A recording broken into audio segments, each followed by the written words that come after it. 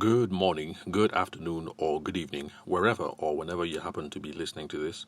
Thank you for listening to the Sales for the Nigerian Wedding Industry podcast. I'm your host, Abuja based event and wedding photographer Tavishima Ayede. Now, I'm sure regular listeners will be happy to know that we're back to our regular scheduled programming.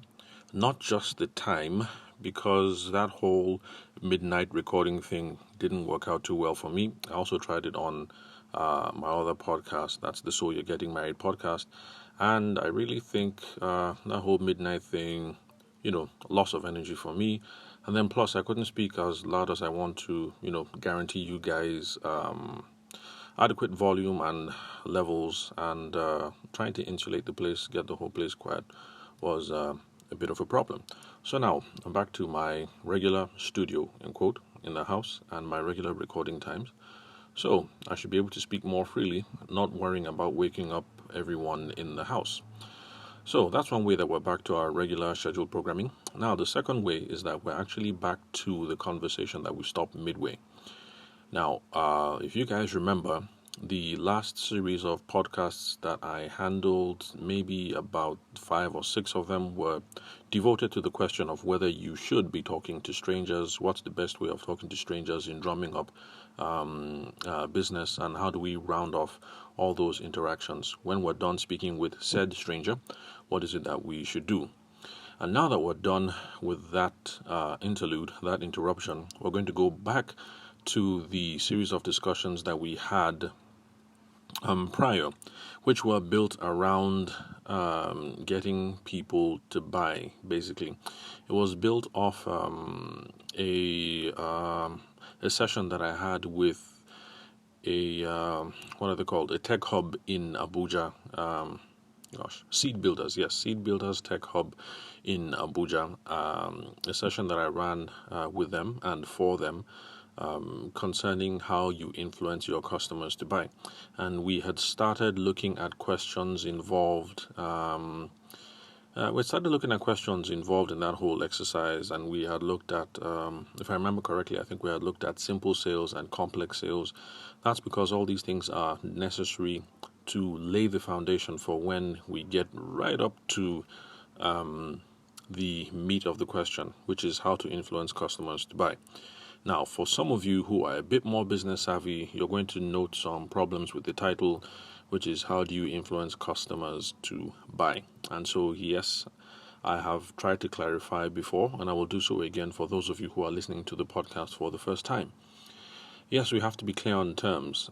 Customers are typically not the people that we refer to who are going to buy from us for the first time. Customers the term that's used to people who have already done business with you before. So those are your customers. They've done business with you before, and the correct term for people who you're meeting for the first time is prospects, or some people like to say potential customers. Then we also have other terms that people use interchangeably. That's clients or customers. And so basically clients, pretty much the same as a customer, except that it is used in a much more business-to-business corporate type setting. So for me, a wedding photographer typically would not refer to we have started referring to our past brides and grooms as our clients. I guess we're now trying to level up, professionalize up.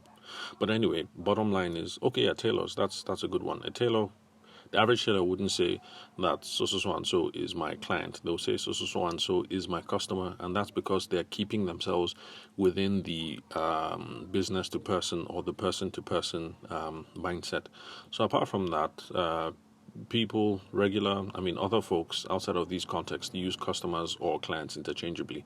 So for a wedding photographer, for instance, or a wedding planner, technically if they say customers or clients, I guess they are correct.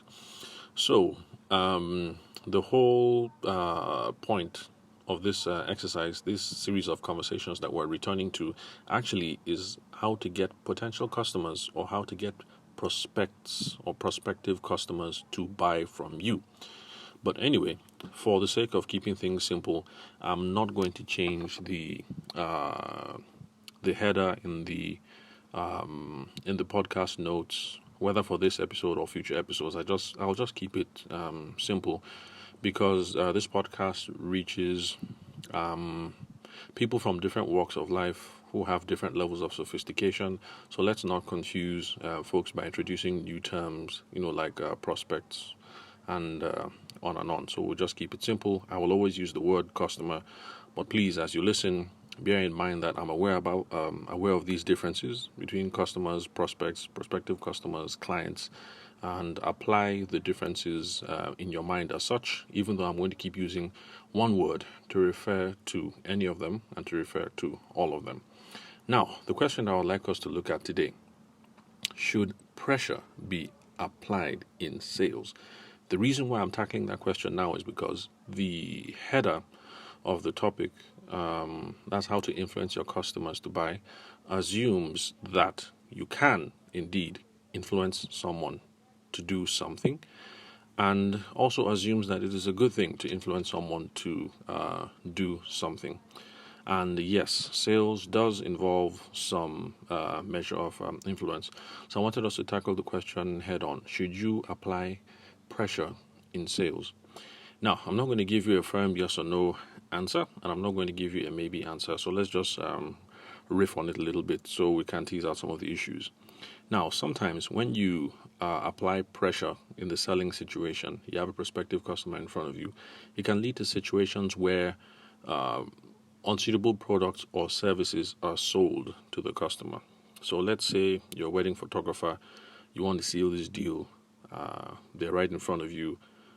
Normally you like to take 300k or 500k, but it looks like they're a 150k couple, and you just try and ram them through the situation so you can get this 150k with the best profit margins that you can, without paying attention to what it is that they were particularly after in the first place. So let's say they are one of these couples, and they are out there who have unrealistic budgets. They want to get 2 books and 5 frames and pre-wedding shoot and everything, all for 150k.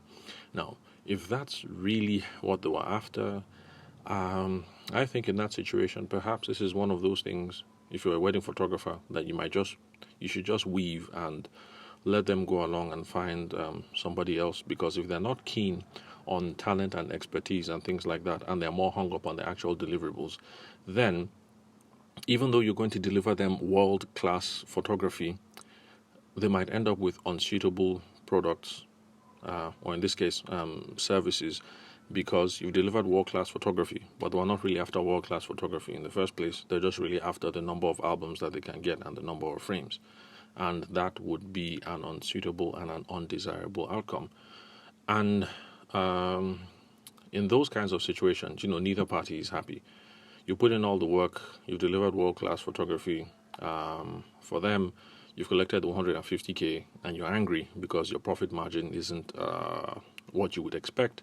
And then again, you're also similarly angry because you put in all this effort, and you can tell that they are not happy with what it is that they received, even though you put in your best. And that's because we're both looking at value from different perspectives. You were thinking world-class photography. They were just thinking, I want X number of frames and I want X number of albums. They were thinking produce. You were thinking skill and artistic delivery and, all that highfalutin stuff. That's when you're dealing with a much more basic customer. All that is really highfalutin. So when we have those situations where the customer ends up with an unsuitable product or service, remember what I said.